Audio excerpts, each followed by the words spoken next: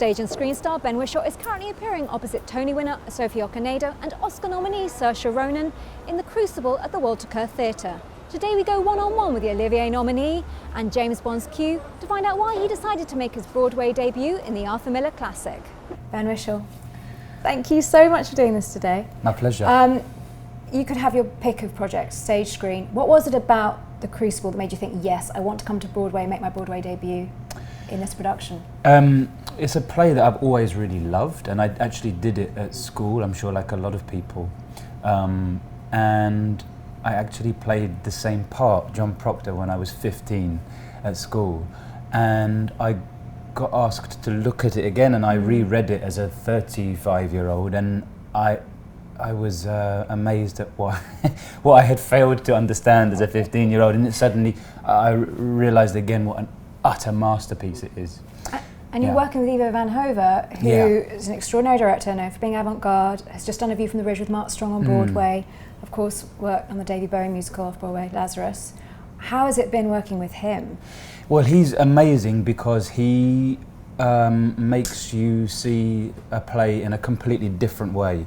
So he sort of removes the things, you know, the play was written in 1953, so it was a very different time in theatre, and an audience's expectations of theatre were different, and he's very subtly but cleverly gotten rid of some of the layers of stuff that feel old-fashioned, I suppose, now, and sort of stripped it down to its essence.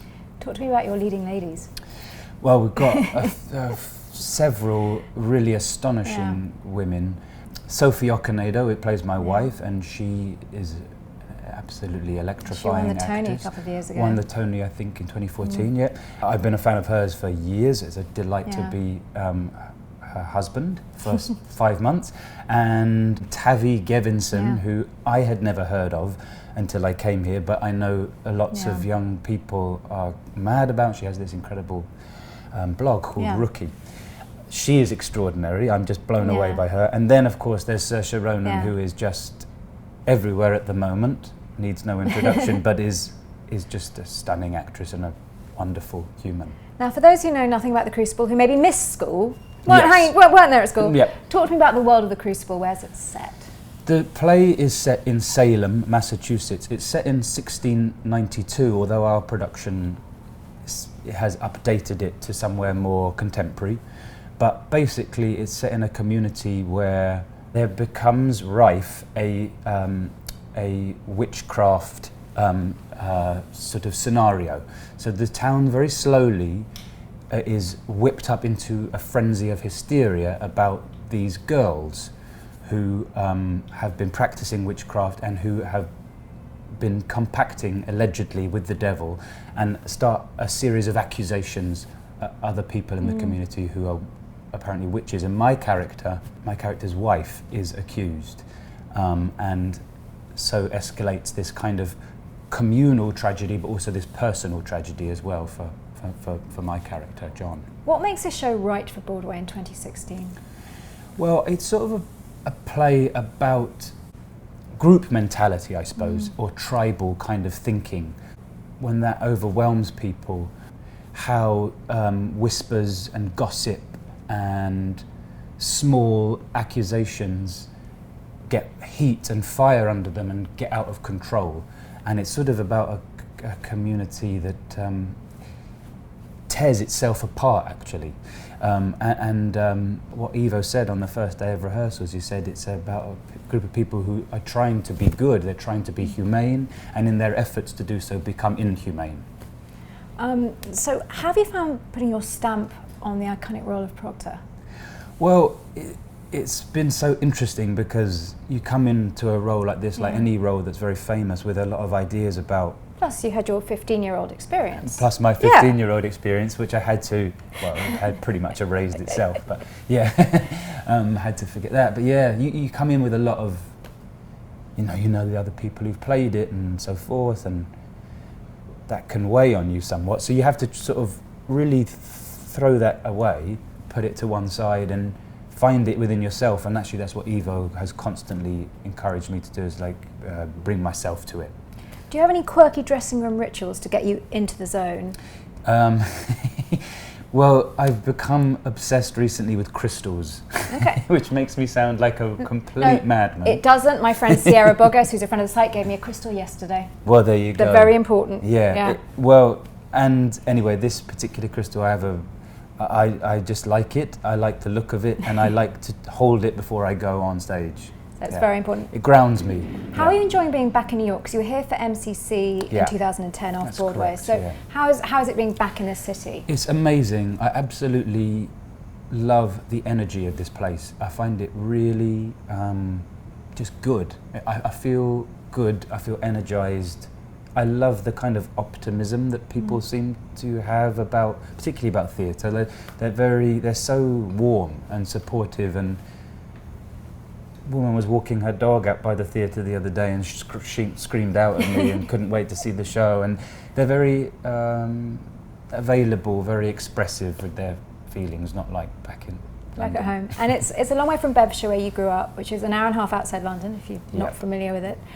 When did you decide acting was for you? I mean, you're obviously doing it at school. Yeah. I mean, I think I really wanted to do it from a very young age. I always loved it. I always loved playing, putting on performances for my mum and dad and brother, and because you're twin brother. Yeah. So I think I tortured them with my performances from quite a young age, and then but I can't really remember. At some point, I must have decided, yes, I probably can do this for a living. And in 1995, you went to the Edinburgh Festival and made some waves, didn't you? So how old were you? I would have been 15, 16 so then. Yeah. It was around the era of the original Crucible. The original Crucible, yeah. And then, of course, the big moment that a lot of theatre people know about, 2004, just out of RADA, Trevor Nunn, best theatre director for Shakespeare of his generation. Yeah. We also did Cats and Les Mis, things you might have heard of. He picks you to play Hamlet at the Old Vic, and that, at the time in London theatre, I mean, that was a huge deal when that happened. Yeah, because particularly at that time, it was really a part that was played by sort of 40-year-old men, and I was 23 and looked much younger. I remember seeing you do it, and it was a performance that you had to go and see you do it if you wanted to talk about theatre at that point. That's nice. You really did. Yeah. I mean, how was that for you, that whole experience? It was incredible because, well, the part is obviously astonishing, and the rest of the cast were all very young as well. We were all sort of in our early 20s or late teens, and it was very raw and very, I don't know, it was sort of a magical time. And I think Trevor loved working with, because he has this wealth of experience. And there isn't anything he doesn't know about Shakespeare, and he had all of us kind of open-mouthed following him. He was our leader. Would you revisit Hamlet now? Now you're at the right age, the traditional age? I don't have a hunger to, no. That's interesting. It was so special. I would be frightened to go back. Obviously it's not the feeling that you've done it. You've done it, or completed it, but I just don't think I could, no. Now, you have worked constantly since then. On stage, on screen, but then on some levels, did it all change when you started doing James Bond? Because presumably people then began to recognise you. I mean, it's a totally different level, isn't it? It opens up things because so many people see those films, the whole world sees those films. How did that come to you? I mean, because again, Q is normally played by older gentlemen. Yeah, it came to me through Sam Mendes, who had seen me in another film that I think he had been a fan of, called Bright Star, and he had a meeting with me in a London hotel and said, "Do you want to be Q?" I couldn't believe what I was hearing. Because presumably, all of us, we've grown up with the James Bond films. Grown up with it, never think that kind of thing's going to come your way, and I hadn't ever done that kind of film or that kind of part, so it was doubly unexpected. And then, of course, you got to be on screen with Judi Dench and also on stage with her. Yeah, yes, that was such a highlight to do that play, Peter and Alice. Goodness, about 3 years ago now with her, mate, just absolute genius. Now, the world is really your oyster. Do you have any dream roles or dream people that you would like to play with? Oh goodness, I don't really, to be completely honest. I know it's not a very good answer, but I'm always just amazed by and what excites me is the things that you don't expect, the unexpected things that people think, oh, that guy would be good. You know, you never think yourself that you would. So I'm very open to what blows in.